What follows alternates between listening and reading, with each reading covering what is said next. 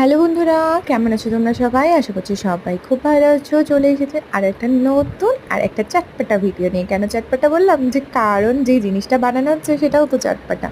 তো চলে এসেছিলাম ওল্ড দীঘার সি বিচে। একটু ঘুরতে ঘুরতে মনে হলো কিছু একটা হালকা ফুলকা খেয়ে নিই। তো ফুচকা বা আলু কাবলি এসবের থেকে ভালো অপশন তো আর কিছু হতেই পারে না। আর এটা তো দেখলেই মনটা কেড়ে নেয়, তাই না? জিভে জলও চলে। কার কার দেখে জিভে জল আসছে অবশ্যই কিন্তু কমেন্ট করে জানিও।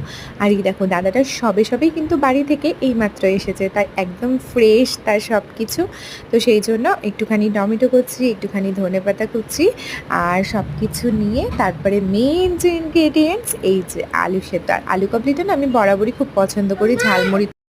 এই দেখো কি সুন্দর আলুগুলোকে ছোট ছোট টুকরো করে কেটে দিচ্ছে।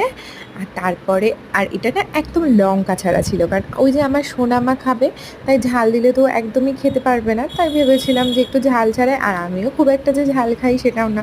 তারপরে এই যে দিয়ে দিয়েছিল ধনেপাতা কুচি, একটু কাঁচা ছোলা, মটর, একটু এই যে চানাচুর টাইপের ভুজিয়া, তারপরে একটুখানি তার তেঁতুলের কাঠ যে চাটনিটা তারা বানিয়ে রাখে সেটা, একটুখানি তেল, এইসব দিয়ে বিট নুন, এমনি লবণ, তারপরে চাট মশলা, ভাজা মশলা সব কিছু কিন্তু দিয়েছিল। ওই যে লঙ্কা গুঁড়োটা দিতে বারণ করেছিলাম ঝাল ছাড়া হবে বলে, সোনামা স্পেশাল আলু কাবলি।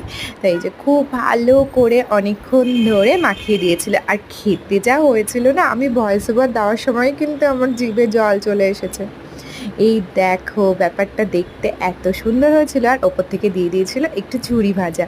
বেশ ভালো লাগছিল ওল্ড দীঘা সি বিচে বসে ঠান্ডা ঠান্ডা হাওয়া আর সাথে আলু কাবলি, দারুণ।